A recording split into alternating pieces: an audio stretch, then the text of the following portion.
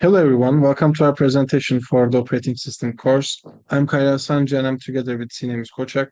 We have prepared a review paper titled Analysis of Race Conditions and Deadlock Prevention Mechanisms in Modern Multi-Thread Systems.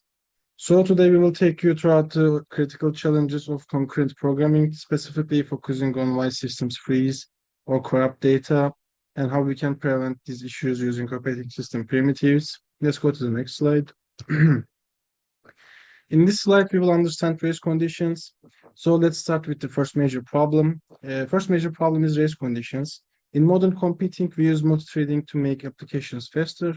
However, when multiple threads try to access and modify the same shared memory at the same time, we face a big risk. The final outcome becomes non-deterministic, meaning it depends on luck, specifically the order of executions. To visualize this, please look at the table on the right. You have a shared bank account with $100. So trade A wants to deposit 50 and it reaches the balance as 100. But right at the moment, a concept switch happens. So trade B wakes up and wants to withdraw $20. It's also reads the balance as 100 because it hasn't saved the new value yet. So trade A writes 150, but then trade B overwrites it with 80.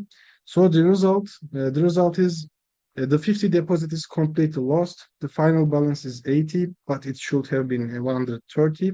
So this is a lost update problem, causing serious data inconsistency. So let's go to the next slide. In this slide, we will see the deadlocks and Kaufman conditions. So what is the deadlock? Now let's move to second major problem. The deadlocks is the second major problem, as you can see in the gear image. So a deadlock is a situation where processes are blocked forever because they are waiting for each other. Just like these gears, no one can move. So for a deadlock to occur, Edwards Kaufman identified four necessary conditions that must happen simultaneously. A mutual exclusion, resource like printers or memory location can only be used by one process at a time. So hold on, wait. A process is holding a resource like R1, but is also waiting for another one like R2. So no preemption. The operating systems cannot forcibly take a resource away from a process. The process must release it voluntarily. So circular wait. This is the cycle you see in the diagram. Process A waits for B and process B waits for A. If we can break just one of these conditions, we can prevent a deadlock. So let's go to the next slide. For this slide, we will see dining philosopher's problem. To explain deadlocks theoretically, Edgar Dijkstra proposed famous dining philosopher's problem. Just imagine five philosophers sitting at a round table with five forks. They spent their lives thinking and eating. So, however, there isn't a rule to eat spaghetti. Philosophers need two forks, one on left hand and the other one on the right. So here's the deadlock scenario. Imagine all five philosophers get hungry at the same time and they all pick up the left fork simultaneously. So now everyone has a one fork, but everyone is waiting for the other fork, I mean right fork. But the right fork is held by the neighbor. So this creates a perfect circular wait. No one can eat and they will starve. So this demonstrates how resource allocation can easily lead to a system freeze. For the solution part, how do operating systems solve these problems? We rely on three main mechanisms. One is mutex, two is semaphores, and the three is Banker's algorithm. For the mutex, as shown by the lock icon, this is the basic method. It's like a key to a restroom. Only one thread can enter the critical section at a time. And for semaphores, think of it like a parking lot display. It's a signaling mechanism that maintains a counter. It allows a specific number of threads to access a resource concurrently.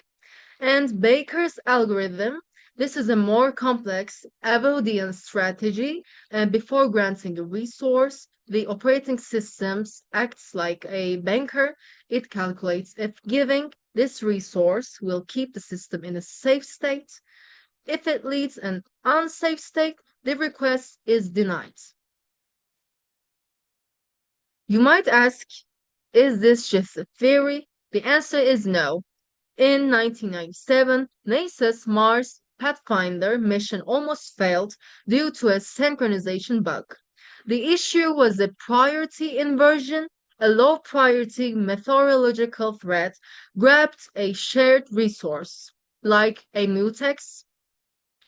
A high priority threat needed that resource but was blocked because the high priority threat couldn't run. The spacecraft thought something was wrong and kept resetting itself. Engineers had to send a remote patch from Earth to Mars to enable priority inheritance, proving how critical these concepts are in the real world engineering.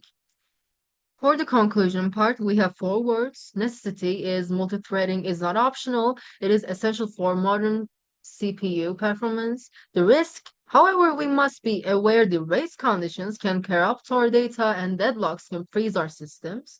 The solution is understanding the theoretical foundation like Kaufman's conditions and effectively applying tools like mutexes and semaphores is a fundamental skill for us as software engineers.